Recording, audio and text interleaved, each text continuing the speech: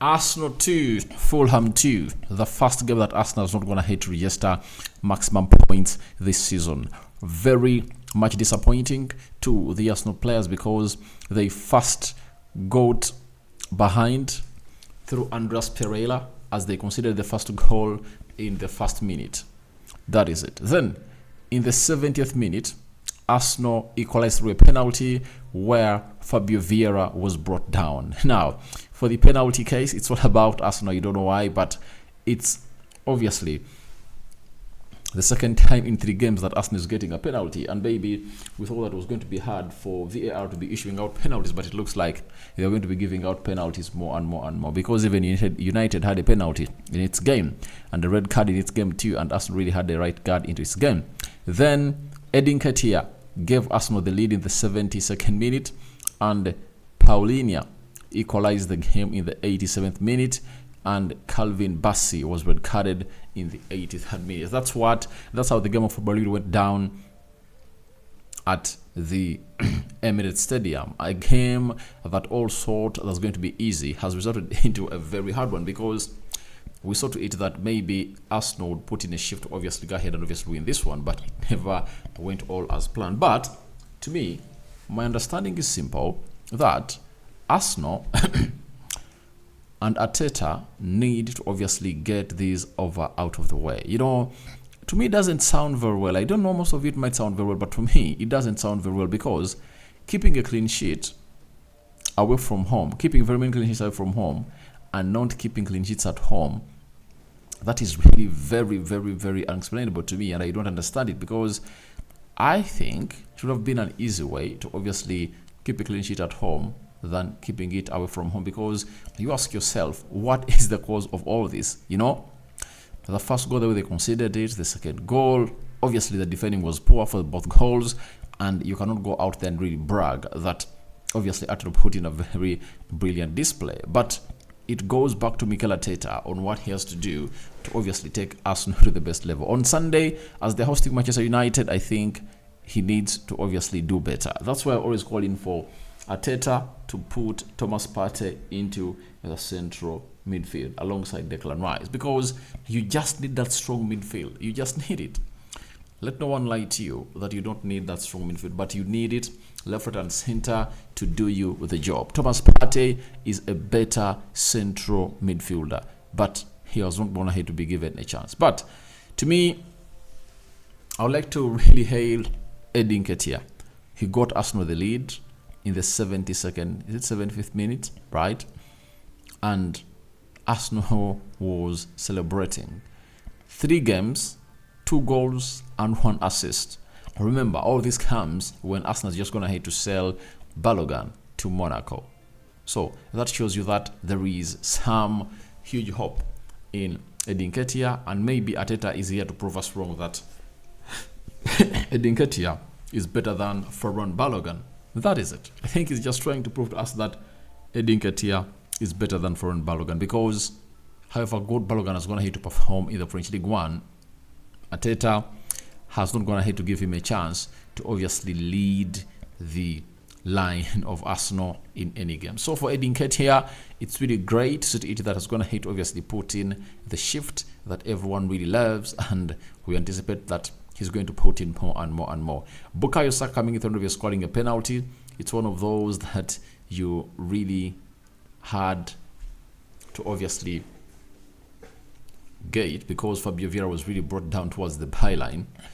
But the big question is, why did it take Arsenal close to 70 minutes to score the first goal? That is really worrying. If at all you're playing at the Emirates and it takes you 70 minutes to score the first goal, then that was really threatening. I understand that they had their best player last season, to me, Paulinho, back in the central midfield, but that doesn't give them a guarantee to obviously stop Arsenal from obviously scoring a goal, because when you look at the stats, it shows you that Arsenal really had some huge possession than the side of Fulham, but Fulham just found themselves scoring another goal. However much they were down for some minutes, they leveled it again, and it shows you that something called concentration was lacked by Arsenal, you know, because Bassi, let me see, when does he get a yellow card, a red card? 83rd minute, you know, and then 4 minutes later they conceded, meaning that they went ahead to play 4 minutes with a man less, that is Fulham, and Arsenal couldn't capitalize onto that to obviously gate another one. And the goal they considered, the second one, I think it was a set piece, and Paulinho just found himself putting at the back of the net. It's really hard to really not slate these players, because these are such games that you have to win, and it's a game that doesn't reflect exactly what the season of Arsenal is gonna be like. But I know when a time comes when Arsenal is obviously regretting on the games they never won, that will be one of those. So I really understand what it means, but nevertheless, good to go, and there is nothing to do after the result, where the final whistle was blown by the referee. Now we are having the stats. Arsenal had 19 shots, Fulham had 8. 11 shots on target by Arsenal, 3 shots on target by Fulham. 72% possession by Arsenal. Fulham had 28%. 673 passes completed by Arsenal. Then 268 passes were completed by by Fulham. 90% passing accuracy by Arsenal, very good. 71% passing accuracy by Arsenal. 6 fouls by Arsenal, 5 fouls by Nottingham Forest.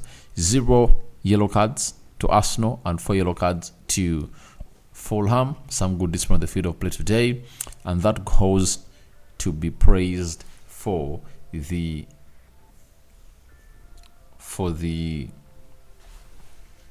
midfield they really had, that never obviously let them down, and the ball possession was really high, meaning that Fulham hardly could get the ball. Then 0 red cards to Arsenal and 1 yellow card to Bassi. That is it. And then 4 corners for 4 offsides for Arsenal and 1 for Fulham. 8 corners for Arsenal and 3 corners for Fulham.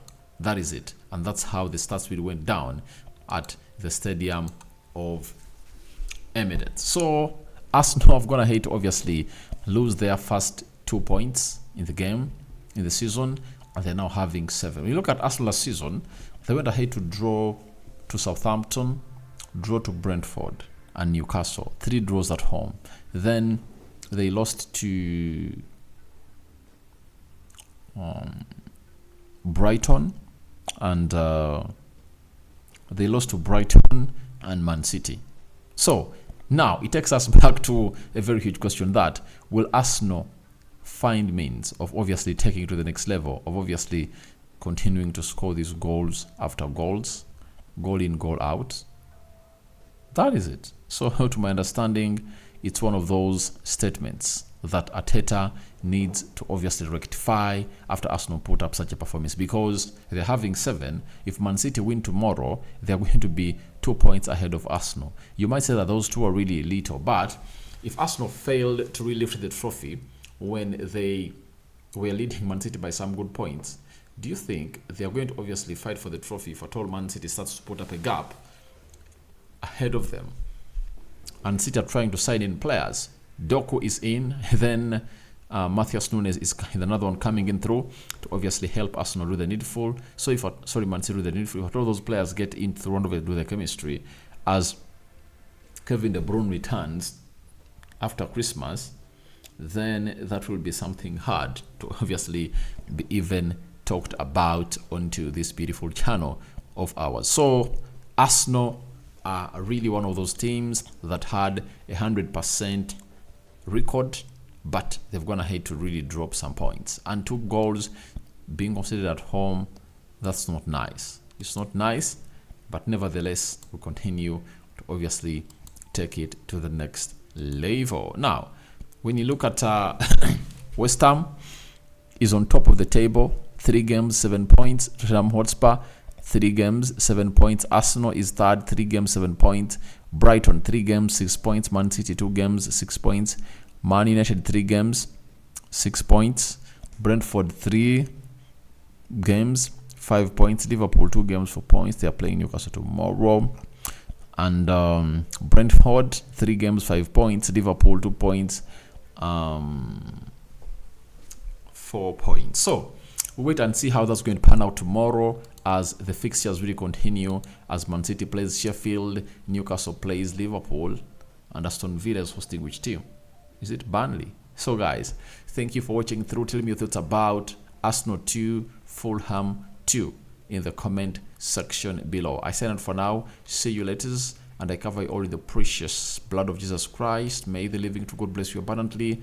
To my Muslim viewers and subscribers, Barak Laufikum, and this is Rokani David onto the match reaction of Arsenal versus Fulham. Arsenal's gonna head to drop their first 2 points of the season, but they're playing United next Sunday at the Emirates. I'm out.